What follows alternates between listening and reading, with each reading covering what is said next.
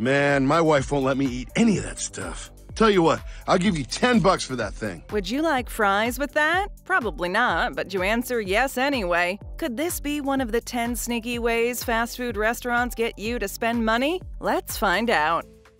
Menus designed to get you to spend more. Oh, well, let me try to recap the order. A crawler, 2 sugar pucks, a Stanley Cup, large coffee with cream, a raspberry jelly donut. Fast food restaurants are always developing new ways to influence your decision-making, whether through subliminal messaging, the power of suggestion, or manipulation. Menu engineering requires a particular toolbox of psychological methods. Clear section headers, easy-to-find item titles, and other graphic strategies may help restaurants develop menus that are easier to browse. Rather than reading a menu from beginning to end, consumers prefer to skim it fast, reportedly spending an average of 109 seconds reading or browsing. This means that a menu only has a little time to create a large impression on customers. Menu engineers investigate which portions of the menu are prime real estate, or where customers glance first in those 109 seconds. What is the overall conclusion? Customers typically spend the majority of their time looking at the first and final items on vertically structured menus. Therefore, the meals in those locations are oftentimes the most popular. Most academics appear to agree that when customers scan a menu, their eyes naturally travel to the top right-hand corner, dubbed the sweet spot in the business. As a result, many restaurants place the menu item, usually an expensive meal, that they want to promote the most there. At least this one is profitable. Color may also be used to emphasize a point, since people's emotional responses to color are typically subconscious. As a result, color theory is used in a variety of applications, including advertising and product packaging. Red and blue, for example, can stimulate hunger on menus. They've perfected the use of descriptive language. In room 954, which is the library catalog number for India and South Asia, we're proud to serve a wide variety of Indian dishes. The titles and descriptions of meals may be considered the heart of a menu, as this is the information by which customers make their orders. That's why menu developers, engineers, and copywriters work hard to pique diners' interest with enticing, tasty, and emotive language. It's been demonstrated that sales go up by about 30% when they have a decent description. Customers were more happy with their meal when descriptive menu terms were used. For example, succulent Italian seafood fillet sounds more appetizing than the more plain seafood fillet. Sounds delicious, in theory, but you never know until you taste it. As a result, more positive feedback was possible, assuming the item met expectations. Dishes labeled with sensory descriptors like tender, succulent, and satin are more enticing. Cultural terms like Cajun and Italian, as well as nostalgic terms like homestyle, traditional, and grandma's have the same effect. All those extra descriptors divulged an important finding. It increased sales by 27%. Ultimately, restaurants who invest time designing enticing dish titles and descriptions will reap the benefits. They try to trigger nostalgic feelings. Blah, blah, blah, nostalgic story. Classifying different methods as geographic, nostalgic, sensory, or branding. Using nostalgia to invoke emotions is a very powerful tool in any marketing campaign, especially when it comes to food. Adding in the name of a location makes dishes like Napa Valley Nachos sound more appealing, and as a result, increases sales tremendously. This strategy might involve phrases like traditional or homemade to remind diners of the good old days when life was simpler.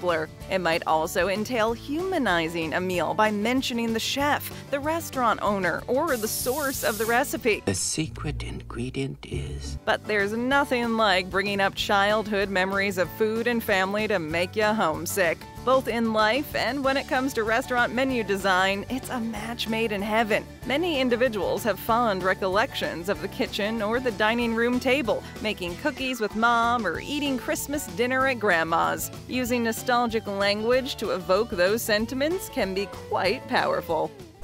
They try to avoid using dollar signs and hide their prices. Price is the price, yo. Pricing is one of the most difficult aspects of a menu to get right, since it must strike a balance between generating a profit and not frightening potential customers. Getting rid of dollar signs or other monetary signals is one of the first actions suggested by menu developers. Any mention of cash reminds diners of the pain of spending money, which may cause people to order exclusively on the basis of price rather than ingredients, quality, or what sounds the most enticing. However, by removing the dollar signs, the restaurant softens the costs. Not only that, but according to research, individuals spend much more money at restaurants where the prices do not feature dollar signs or the term dollars in the menu. Placing the pricing in a column enables clients to focus on price, not the food, and it might drive them to select the lowest item in the column, according to researchers. This is certainly not what restaurants are looking for. No, God! A decoy is a similar pricing strategy that restaurants frequently employ to divert customers' attention away from the costs. A decoy is a menu item that appears to be ridiculously costly, yet is there to make other, perhaps exorbitant things appear better. It allows customers to order something they would normally consider too expensive. They utilize music to influence your mood.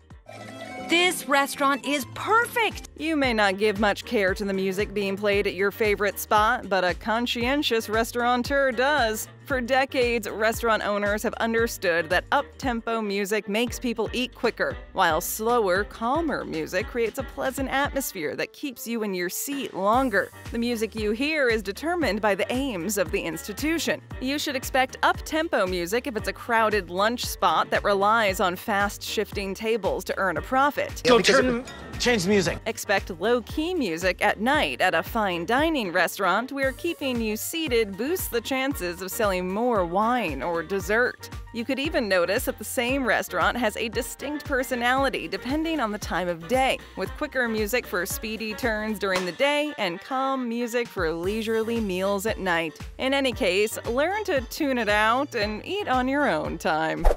Employing happy and friendly staff. Give me a pie, apple. Do you want me to hold the spit? Just kidding, officer. The best employees are also salespeople, and if you're in the hands of a master, you won't even see it coming. Waiters are aggressively prepping you to submit to temptation. It can be a bubbly teenager encouraging you to leave space for desserts, or a sophisticated sommelier telling you there's an extra special Pinot Noir in your near future. This is one of the finest psychological tactics a restaurant can perform, since it says they're helping you rationalize something you already crave for. After all, if you split the dessert, it won't have as many calories, right? Restaurants tread carefully on this one, since it may rapidly devolve into a monotonous checklist for the staff. Would you like fries with that? Or even worse, appear forceful and hostile. When done correctly, you'll get the impression that the server has taken excellent care of you. You'll probably leave an extra large tip to show your appreciation for spending more than you anticipated. Using combos to entice customers to spend more. No. You sure? It's only 29 cents more. Bundling menu items into combos is one of the most widely used restaurant techniques. It's an obvious psychological winner, as it looks to provide far higher value for a relatively minor increase in cost. This works beautifully at all levels of eating. You've had this at the low end if you've ever ordered a combination at your neighborhood burger place or fried chicken restaurant. Surprisingly, it's also effective in fine dining. Combining a flight of numerous wines with a dinner or opting for a bottle rather than a glass significantly increases the overall income from your table. They always set those things to pay out more. So do those fantastic restaurant pairings where you get to experience exceptional foods paired with certain wines, spirits, or craft brews. The simplest method to answer this issue is to decide what you want to order ahead of time and stick to it. This method works by allowing you to rationalize doing something you already want to do, similar to how waitstaff who sell a lot of food do.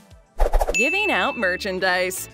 You can't eat the merchandise. Restaurateurs with inventiveness recognize that the restaurant's name and brand are assets, and they strive to maximize their value. It's amateurish to send you home with a complimentary calendar or matchbooks with the bar's name on the cover. Serious gamers will demand that you promote them everywhere you go, and they will make you pay for it. Businesses don't have to be the Hard Rock Cafe to do well with products. A brewery with a good reputation for craft beers might be able to sell you the pitcher together with the brew for a good price. Both the super special drink served in a glass you get to keep and the souvenir shirt that provides you personal delight as an opening week client are excellent examples. This is free? Okay. Fast food companies are constantly designing new merchandise that promotes their brand. Consider your item purchases in the same manner you would a purchase at any merchant to prevent a side of buyer's regret with tomorrow's hangover. If the clothing looks nice on you, if the barbecue apron might come in handy, and if the chef's cookbook appears to be a winner, then go for it. Otherwise, simply decline. Giving out free food.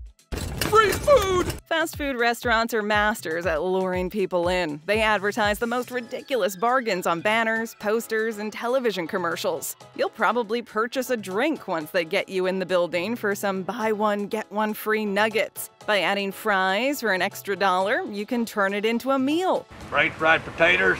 Yep, French fries. Companies also use brand tie-ins like Doritos Locos Tacos and discounts that can often expire in a week, like the ones on your receipt. They also use mobile reward points or unique daily deals available only through the app, akin to the old-fashioned punch card. If each transaction takes you closer to free meals, then logically assume you'll dine at their restaurant more frequently.